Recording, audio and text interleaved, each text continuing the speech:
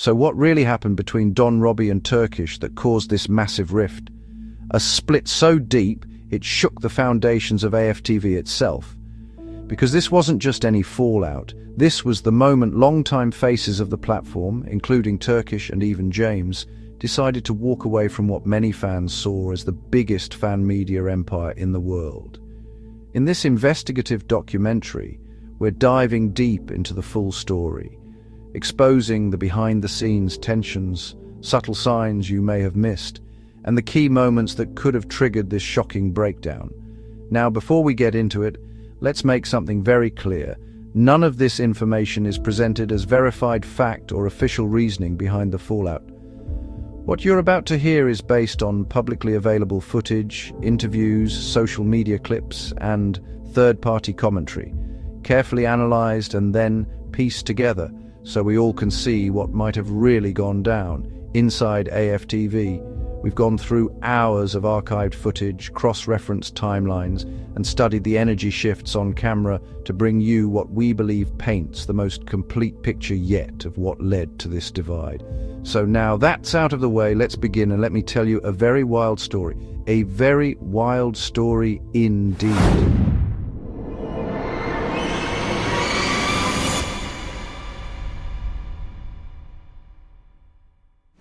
Before we dive into the drama, we need to understand the man at the center of it all, Don Robbie, the face, founder, and voice of AFTV. To many, he's the godfather of football fan media. But long before the bright lights, studio setups, and million-view uploads, Robbie Lyle was just another passionate Arsenal fan with a dream to give ordinary supporters a voice. Back in 2012, Robbie launched Arsenal Fan TV at a time when traditional football media rarely gave airtime to real fans or raw opinions. His idea was simple: grab a camera, stand outside the Emirates after every match, and let supporters speak their minds. No filters, no scripts, no Sky Sports gloss, just pure emotion straight from the terraces. The format was revolutionary. Arsenal had always been a club with a massive global following, but Robbie found a way to connect that passion with YouTube audiences. Clips of fans venting, celebrating, and debating went viral overnight. Names like Did Troopz, Claude, and Ty became internet icons. Robbie built a new lane in football media, one that the mainstream couldn't ignore. Soon AFTV was being mentioned by BBC, Sky Sports, TalkSport, and every football podcast in between. Big brands wanted to collaborate, players were reacting to clips, and suddenly the fan with a camera had turned into a media mogul with millions of subscribers. But behind that success came new challenges. The bigger AFTV got, the more voices joined, and with more voices came bigger egos, creative disagreements, and the constant pressure to keep content exciting. And it's within this growing empire, under the weight of fame and expectations, that cracks slowly began to form. Cracks that would eventually lead to one of the biggest divides AFTV has ever seen. Fun fact, before Robbie started AFTV, he was a building surveyor for a prestigious London firm. He had an extremely good job before he became a media mogul. During his lunch breaks, Robbie would travel around London, record content, and then go straight back to work.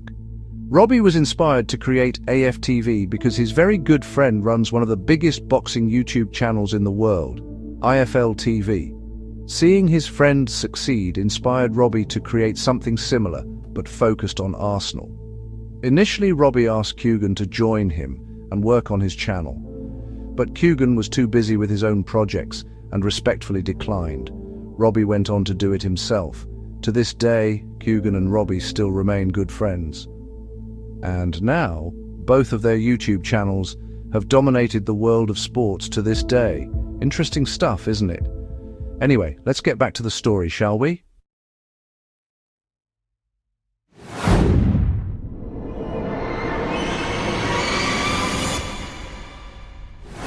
To really understand the fallout, you've got to know who Turkish is, because he wasn't just another fan on AFTV.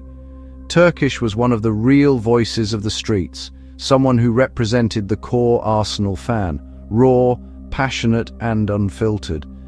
Turkish came onto AFTV during a time when the channel was evolving, when the early viral chaos was giving way to more structured debates and serious football talk. And unlike some of the more explosive personalities, Turkish stood out for his balance. He was calm when others were heated, but when he spoke, you listened. His words carried weight. He wasn't there just for views or drama. He was there because he genuinely lived and breathed Arsenal. His tone, his perspective, his honesty, all of it resonated with real fans who felt disconnected from the polished pundits on TV. Over time, Turkish became one of the pillars of AFTV. He hosted shows, sat on debates, brought in a loyal audience, and even started building his own brand through the Big Six podcast, where he proved he could hold his own among fans from rival clubs. But with growth came friction. Turkish started becoming more outspoken, calling out things he didn't agree with both on and off camera. He questioned direction, consistency, and even some of the platform's ethics, things that many fans noticed but few dared to say out loud. And that's where the tension started to simmer. Because when you mix authenticity with business and passion with pressure, something eventually has to give. Turkish wasn't just an employee or a guest, he was a voice of the platform. So when things between him and Robbie began to change, people noticed, and the silence that followed only made fans ask one question louder than ever. What really happened between Don Robbie and Mr. Turkish AFTV?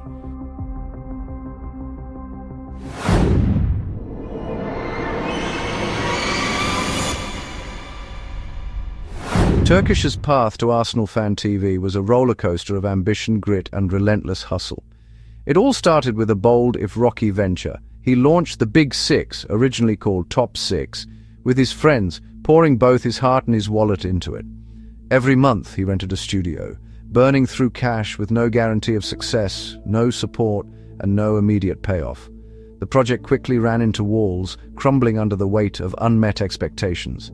But Turkish didn't give up. He took a step back, rebranding the show as Big Six when Arsenal slipped from the Premier League's elite, a smart pivot to keep his dream alive. Just a few episodes into this revival, fate intervened. Robbie Lyle, aka Don Robbie, the powerhouse founder of AFTV, reached out, impressed by Turkish's vision, his work ethic, and the energy he brought to the table. This wasn't the first time Turkish had tried to make his mark with Robbie. A year earlier, he'd pitched himself to join AFTV, only to be met with silence. Not out of rejection, but because Robbie was completely swamped building the channel from the ground up. Turkish, refusing to take it personally, stayed focused, kept creating, and honed his craft. That persistence paid off. Robbie eventually brought him into the AFTV fold, where Turkish didn't just join the team, he seized the spotlight, launching Supporters Club, a high-energy weekly show connecting directly with Arsenal fans. He quickly cemented his place as one of the rising stars of fan media, and a voice no one could ignore.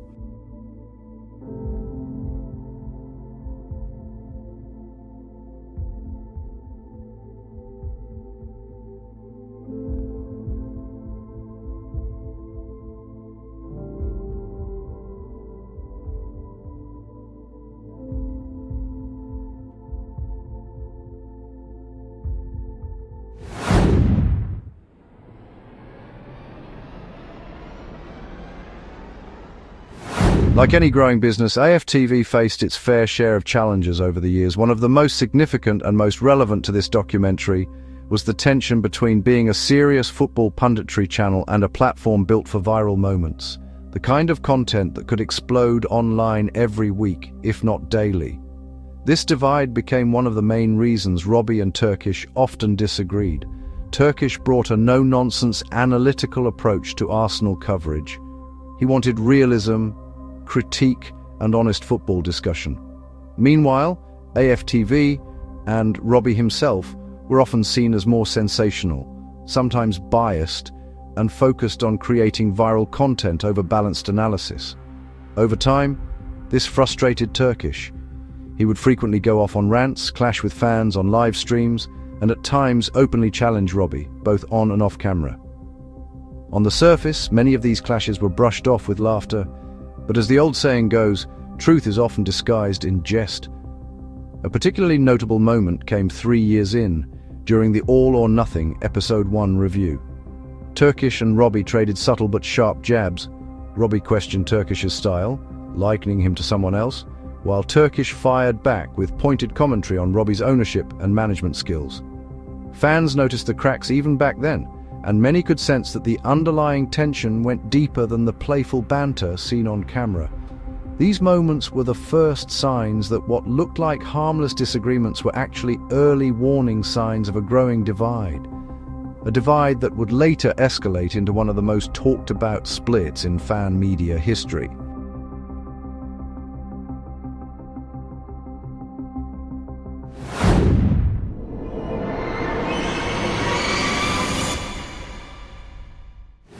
To understand why the fallout between Robbie and Turkish isn't just office drama, you need to grasp the cultural significance of AFTV. This isn't just a YouTube channel.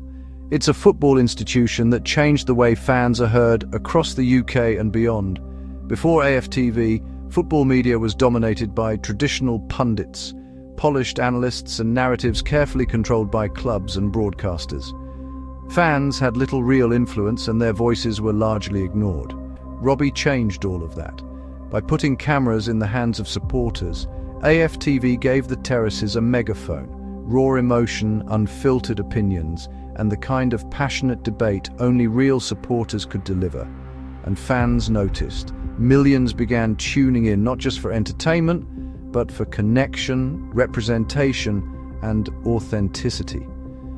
AFTV became a touchstone for Arsenal fans globally, influencing discussions on social media, being cited in mainstream outlets and even shaping players' and clubs' reputations. Which is why the clashes between Robbie and Turkish matter so much. This wasn't just a disagreement over content style or creative control. This was a battle over the identity and credibility of the channel itself. Turkish represented the voice of serious, analytical and honest fan commentary. Robbie embodied the personality, entertainment, and viral nature that made AFTV famous. Both were essential, but when their visions collided, it threatened not just their working relationship, but the very culture that AFTV had built around the world. In short, this was never just a spat. This was a struggle over influence, authenticity, and the soul of a channel that millions of fans trusted. And that's why every clash, every disagreement, every subtle jab mattered.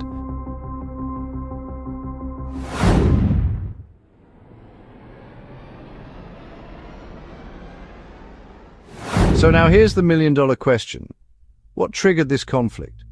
To keep this documentary honest, unbiased, and insightful, we have to say up front, we don't know for sure. We can only speculate, but, and this is a big but, our speculation is based on what's been happening publicly, backed by actual events that took place at AFTV. Turkish has always been a straightforward, no-nonsense member of AFTV. He's never been about chasing viral moments.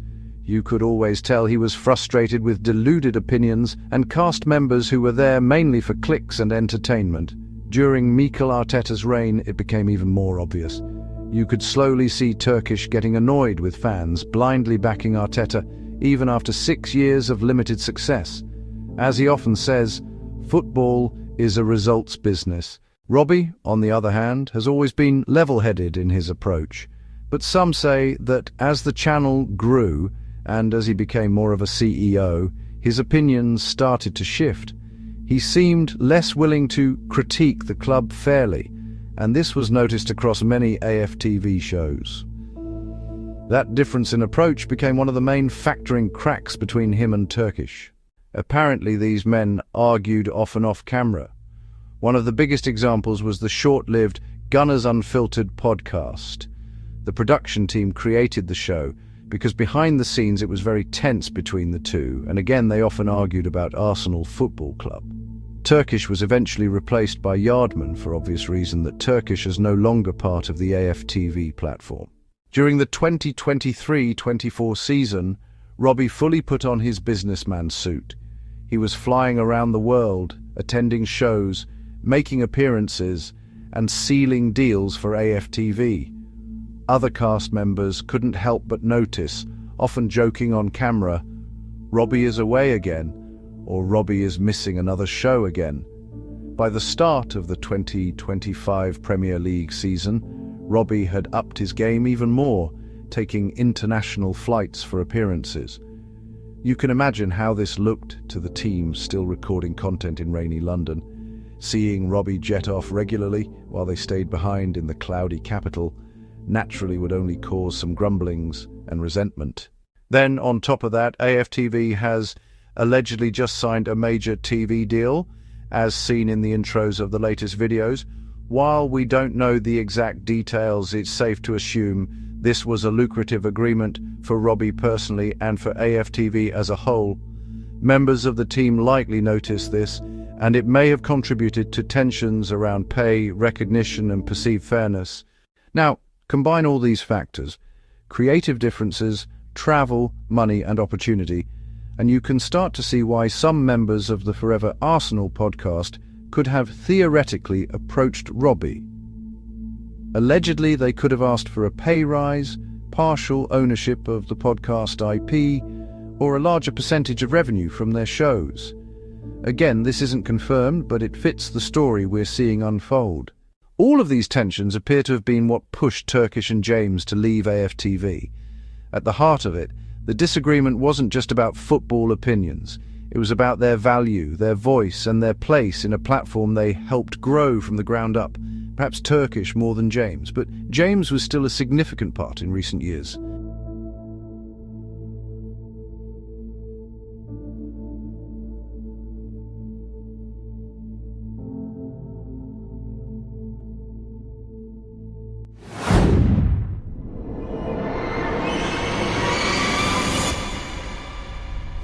Turkish not being part of AFTV was noticed immediately by fans, and it was confirmed by the man himself in a video on the Big Six podcast. He said, "I see a couple of comments in the chat regarding Forever Arsenal. Just a little announcement. I'm no longer on the Forever Arsenal podcast and no longer on AFTV, so just a heads up there." So yeah, don't expect that from me anyway. Fans had already noticed that Turkish hadn't appeared on the AFTV channel for weeks, and this statement finally cleared up the rumours. The reaction from fans was intense. Speculation ran wild, and many demanded answers. One fan wrote, "Statement on Turkish's departure, please," while another said, "I hope they do Forever Arsenal on Turkish's channel now." It seemed like things couldn't get worse. Then, when the Turkish announcement dropped, many assumed it was for political reasons. Perhaps a disagreement behind the scenes unrelated to content or business. But from my research and analysis, that doesn't seem to be the case. This theory is further supported by James announcing he was leaving AFTV as well, and then Graham confirming he had also left, even though there wasn't a formal announcement from Jordan. Jordan also left AFTV also. It all seems suspiciously coordinated, almost as if it was planned to some extent, or perhaps it was the result of a fallout, where sides were chosen and decisions were made behind closed doors. Either way, the departures were more than just leaving a channel. They marked a dramatic shift in AFTV's structure and the voices representing Arsenal fans.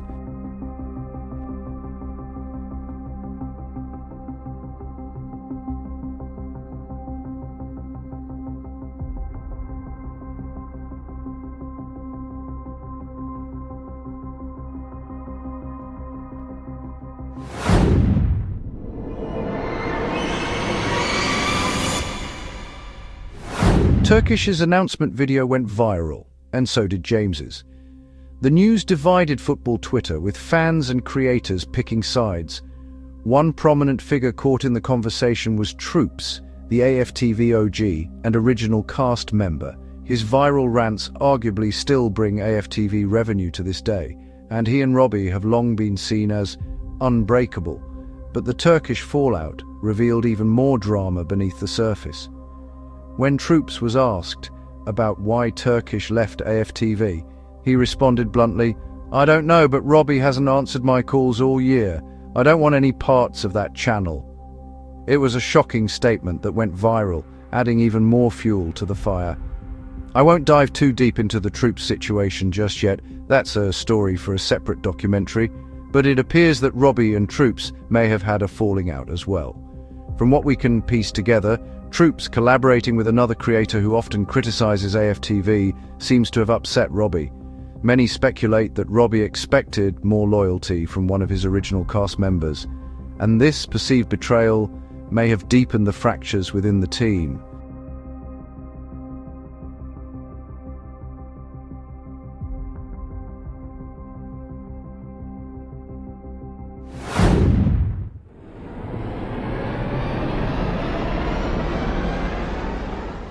The fallout doesn't just stop at headlines or viral clips.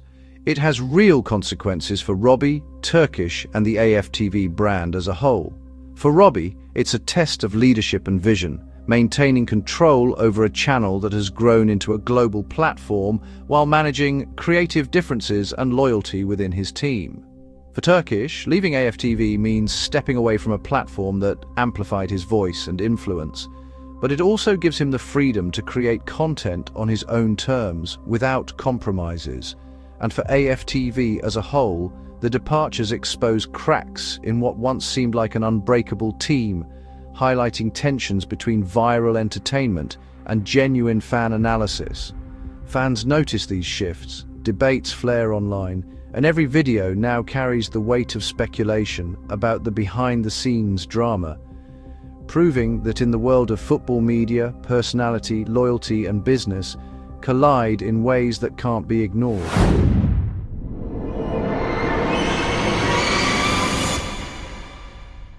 Since the fallout and the departure of many key AFTV cast members, Turkish has already launched a new podcast called Loose Gunners, featuring himself, James, and Jordan. Meanwhile, Lee Judges has remained at AFTV, a detail that hasn't been mentioned much in this documentary, but it's a key factor. His decision to stay while others left suggests that much of this conflict may have been about power dynamics between Robbie and the rest of the show's cast. When Turkish uploaded the first episode of his new podcast, Robbie uploaded a video called "The Top 5 Judases of Arsenal Football." In his opening speech, he talks about 5 players who left Arsenal because of money. Was this coincidental, or was it a subtle response to the departures, a carefully placed message in the middle of this drama? Either way, these moves show that even after the split, the tension, rivalry, and drama at AFTV are far from over, and the fallout continues to ripple through the channel, its former stars, and the fan community alike.